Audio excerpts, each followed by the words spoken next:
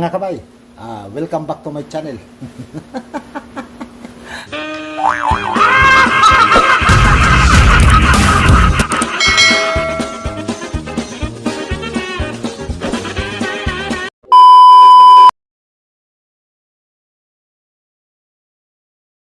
Yan, what's up?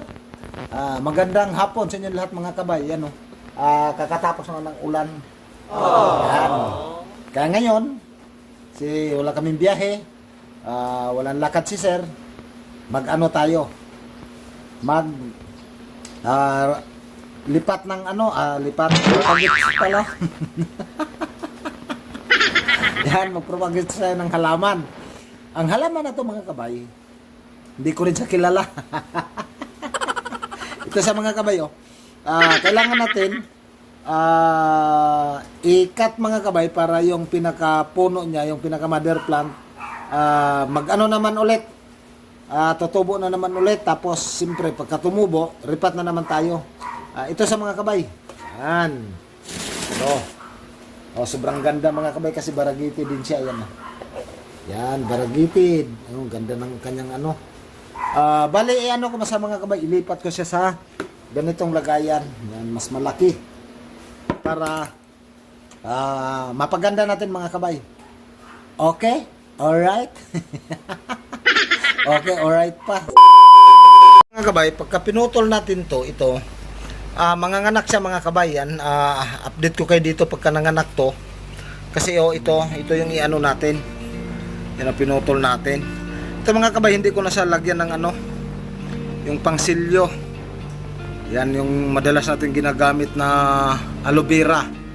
Kasi hindi naman siya mga kabay, hindi siya matitigas na malambot lang yung baging nito. Yan, ito yung itatanim natin dito.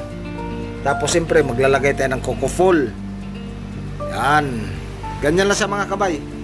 Tapos ito yung mix natin. Ito mga kabay, napakahalaga talaga. Yan, napakahalaga nito para sa mga natin halaman. Yun, tapos yung lupa. Ito, tabi na natin to kasi magmi-mix na tayo. Maghanap ako ng kukupol.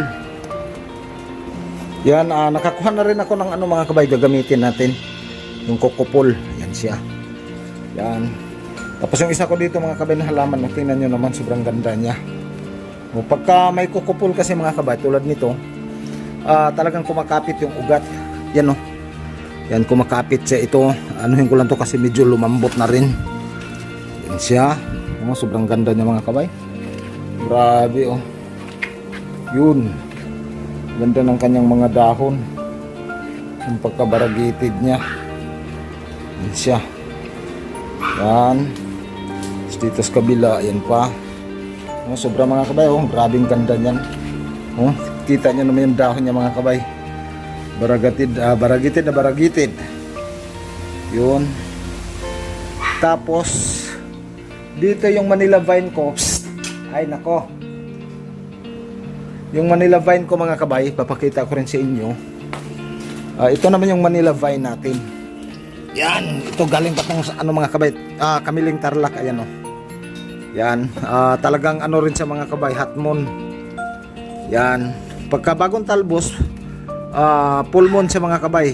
Pero pagka ganito, variegated na siya. Yan Yun.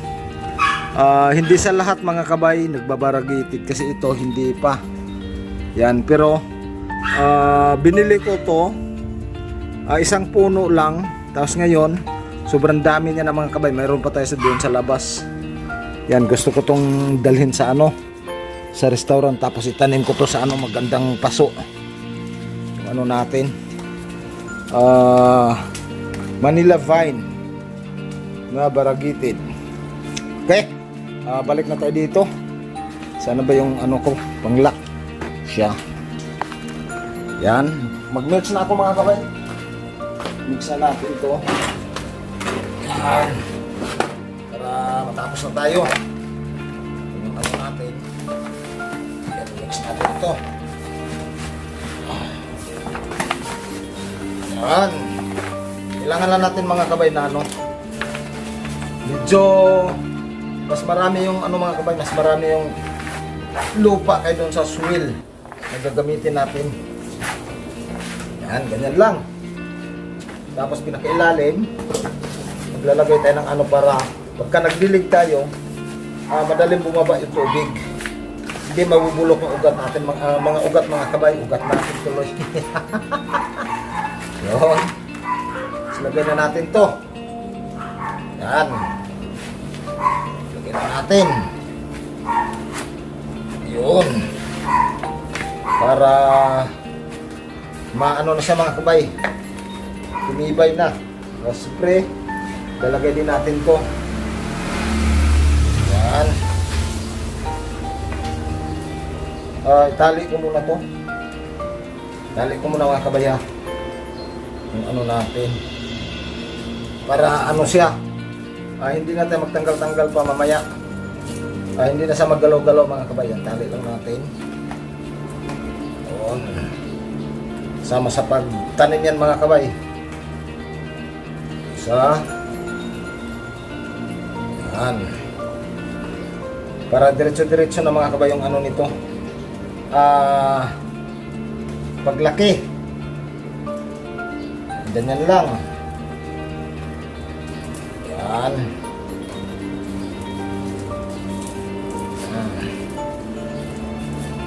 Kasi ito, kailangan natin i-persahin ng konti. Yan siya.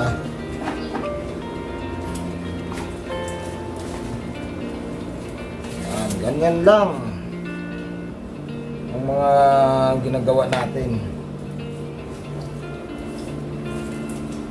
Yan. Dito para dumikit yung kanyang ano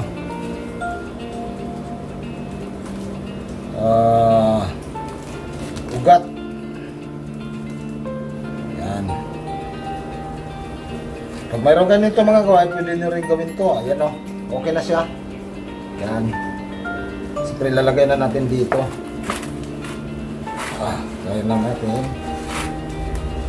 Yan, okay. Ganyan na siya. Napakadali.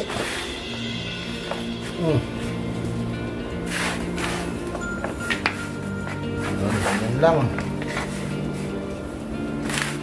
Sakto lang yun din yung mix natin mga kabay. Hindi sa sobra, hindi rin sa kulang. Galing magtansya ni mga kabay. Yan. Oh.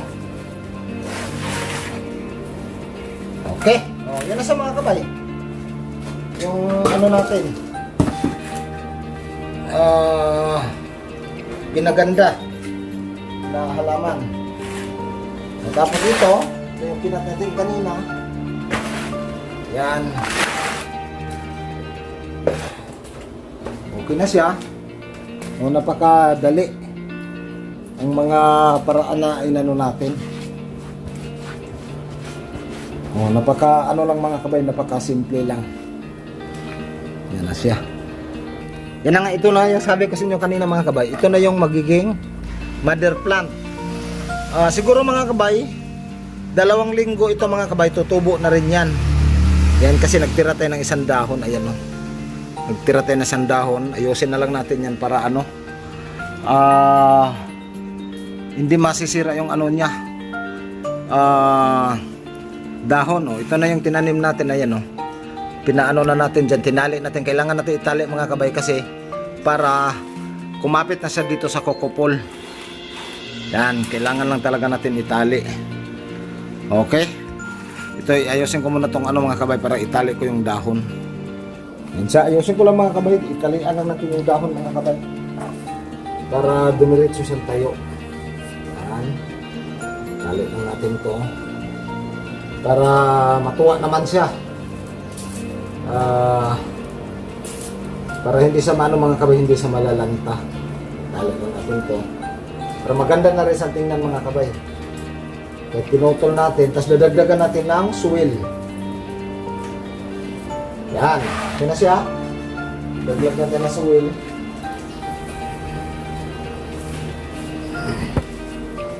Tapos yung akasya.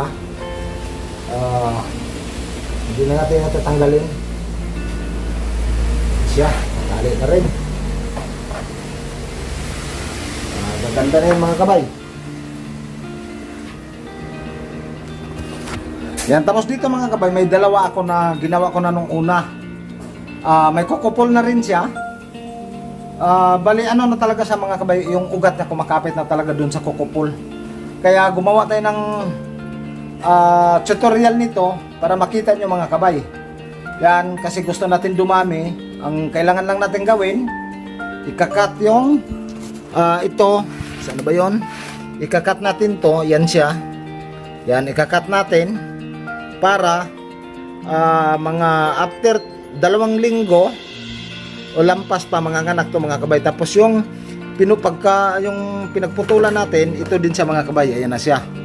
Yan, naka ano na rin yan sa kukupol. Tapos yung dalawa ko dito, ito din sa mga kabay, ayan siya. Diyan ko sa tinanim, ayan oh. Makikita nyo mga kabay na sobrang healthy niya na. Saka tingnan nyo ang kanyang ugat mga kabay. Yan malalaki. Pagka malalaki mga kabay, ibig sabihin nun, healthy sa mga kabay ito. I-ano lang natin yan. Ayusin lang natin yan mga kabay para makapasok dyan. Yung lahat ng ano nito, mga ugat na lumabas, i-ano lang natin yan, ipasok natin dyan sa tali. Yan, ayusin natin na nakaganyan siya. Yan, ganun lang. Yan, may nagtanong kasi mga kabay, nagpipick up ng lalamog. Yan, yun ang kasabi ko nyo mga kabay. O, tingnan nyo, ito yung pinakita ko sa inyo kanina. Ayan siya. Nagwa-wild na talaga yung ugat. Ito mga kabay, kailangan ko siyang ayusin. Ganyan natin yung ugat niyan. Yan. Para makadikit dito sa mga kabay. Mamaya gagawin na natin. Ito naman yung isa mga kabay. Ayan yung isa. Ito yung isa. Yun, tapos ito naman yung mga niya mga kabay, mas malago yung niya, yan Yan sobrang lago, ayan siya. Sobrang lago yung kanyang mga dahon, mas malalaki kaysa dito. Kasi una ko siyang mga kabay, una ko siyang ginawa. Yun. Kasi dito yung may mga kasi may mga tinatanim ako, tapos binubuhay ko muna. Tapos ayun na. Nirelipat ko siya sa mga ganito na mga lagayan. Sobrang ito. May mga tumutubo na dito mga kabay. Ilang to, 1, 2, 3. Bali 3 na rin tong tumubo mga kabay. Ayan ididikit din natin yan. Igaganyan natin dyan para diretso-diretso yung paglaki niya. Yan mga kabay Yun. Ito 1, 2. Tapos ito pangatlo. Yan siya. Sobrang ganda mga kabay. Kapag mahilig talaga kayo sa halaman, talagang gagawin natin yung mga ganito. Okay? Tapos yung sabi ko kasi nyo kanina, isabay ko tong marang sa natin, paggawa ng tawag nito, pag ipupunla ko yung marang mga kabay, kasi grabe sarap na prutas yan, mahal. Binili namin yan mga kabay nung linggo, 198 mga kabay, yung wala pa nga 1 kilo. Yan, pagka dito kasi sa Manila sobrang mahal ang marang. Sobrang ganda yung natin, grabe. Yun. Kaya siyempre gagawa tayo ng gagawa tayo ng thumbnail para mas maganda. Yan, yung marang pala gagawin ko muna. Yan, para mga kabay, mabuhay na natin itong marang.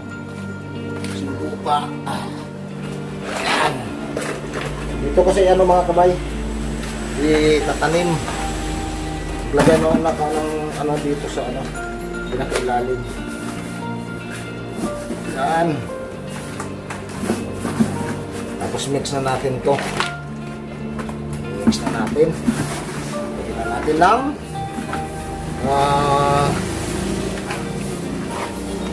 compost at saka ipa ng palay. Yung ipa ng palay ko dito mga kabay, galing pa itong Tarlac. Tapos lalagyan na natin. Yun. Spray. Isa-isahin natin ito mga kabay. Pagtanim. Para pagka tumubo,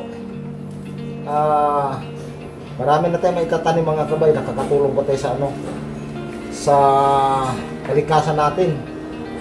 Kasi ito mga kabay, napakahalaga talaga yung mga punong prutas sa panahon ngayon. Kasi alam nyo, wala na masyadong nagtatanim sa ngayon mga kabay. Kasi alam nyo na, iba na yung ano natin ngayon. Iba na yung henerasyon. O daming kabataan na hindi na nila alam yung mga ganito mga kabay. Sana mapanood nila yung ganitong vlog natin. Sana tularan nila mga kabay pagka makakita sila kahit anong klaseng buto. Para maano mga kabay.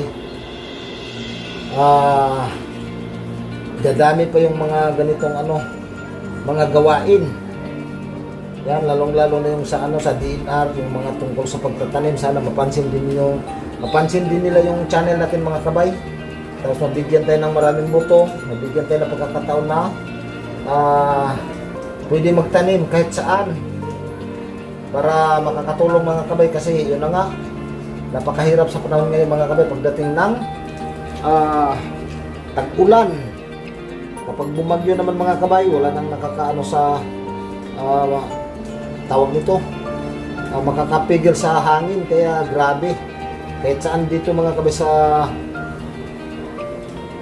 mundo natin, sobra talaga mga kabay pagka umuulan o bumabagyo. O ito na siya, nailagay na natin. Pakita ko lang sa inyo. Yan na mga kabay, nailagay na natin lahat ng buto ng marang. Ayan siya. Yan, siyempre tatakpan na natin ang ano yan, lupa, para mabuhay na natin. Tsaka si sir pala bumili din ng ano, nag-order din siya ng ano, buto ng bayabas, yung malalaki. Yun. Tapos ang dami pa natin gagawin mga kabay. Abangan nyo yung pagmamarkot ko ng kapir tsaka lemon. Yan, ito ilalagay lang natin yan sa tabi. Mabubuhay na yan mga kabay. Tapos yung tissue ilagay ko na lang dyan. Yan siya. Yun. Okay. Panay mga kabay, maraming salamat. Sana tuloy nyo pa rin na panoorin yung mga vlog natin. Kasi alam ko ang daming nagbablog na tumigil na rin mga kabay. Siguro nahihirapan sila sa kanilang mga content. Ako nga medyo hirap, pero gumagawa talaga ako ng paraan, lalo kapag walang lakad si sir. Nag-iisip kagad ako mga kabay kung ano yung magawan, anong mga video na pwede kong gawin para ma-uploadan natin ulit mga kabay yung channel natin. Nung nakarang buwan nga, isang buwan talaga mahigit o hindi talaga ako naka-upload mga kabay kasi sobrang busy talaga namin pag umuwi kami mga kabay gabi na. Tapos pag umalis kami, maaga pa. Kaya hindi talaga ako makagawa ng video. Buti ngayon, hindi na masyadong busy. Yan, balik na naman tayo. Sana lahat ng mga nanonood sa akin, sana manood sila ulit. Kasi ngayon, naka-3 video na ako. Ang baba pa rin ng views, pero wala. Sabi nga nila tiyaga lang talaga. Ganun naman talaga pagka nagsimula. Hindi naman agad-agad lalaki yan. Makukuha natin yan sa pagtsatsaga. Okay? Maraming salamat mga kabay, at saka paki-likes, paki-share, at saka paki-pindot yung notification bell mga kabay para pag may mga bago tayong upload na video, parati kayo naka-update. Yan, magandang hapon. Kita kits.